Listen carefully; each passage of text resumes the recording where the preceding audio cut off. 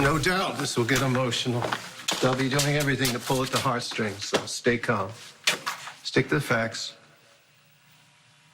Cameron, remember, keep your cool. Pay no attention to what that lawyer says.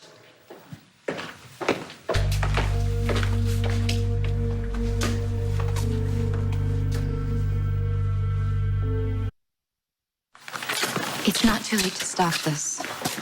I could say the same thing to you. The decision is in Judge Lasser's hands now. Let's keep the last-minute tricks out of it. You mean like dressing your client up in a Halloween costume? My husband is a brave man, but he was never in the Navy. He has no right to wear that uniform. Your husband is not my client. Drew Kane is, and he has every right to wear that uniform.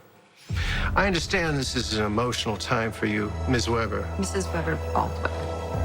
It's equally emotional for my client. Kim, I'm really sorry it's gone this far. I wish there had been another way. So do I. All rise. This court is now in session. The Honorable Rachel Lasser presiding.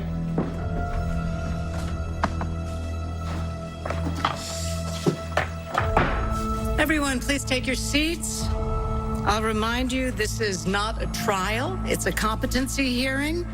Grandstanding is a waste of my time and will not be tolerated.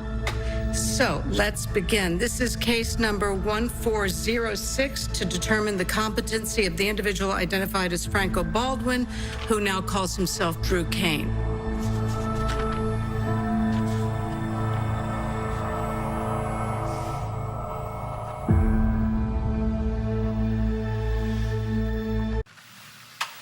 Your Honor, I represent Elizabeth Weber Baldwin, the wife of Franco Baldwin. I also represent her son, Cameron, and the other two boys that are in school right now, Aiden and Jake.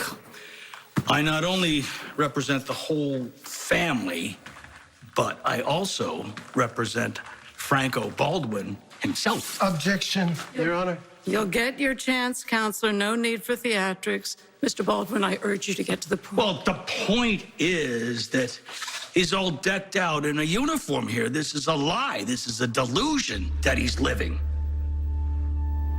Your Honor, my client possesses the training, the will, and the memories of a decorated United States Navy SEAL, Chief Petty Officer Andrew Kane. That's who he is now.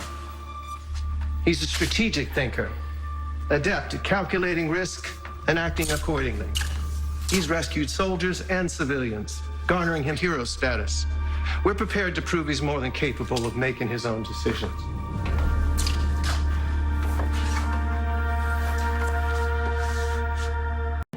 Your Honor, this is Franco Baldwin's passport, Social Security, driver's license, his hospital ID, family photos of him and his family. He was just married. He's having a great life.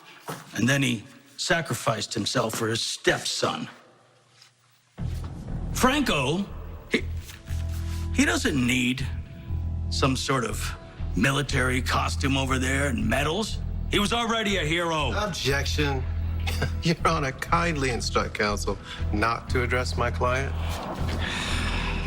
Your Honor, I also have a lab report from an independent lab on Mr. Gray's client, the DNA. It says that it is Franco Baldwin's DNA, just like my DNA, because I am his father. So not only is his family fighting for his life, so am I. Your Honor, we're not disputing any physical evidence, none of it. Those documents are real.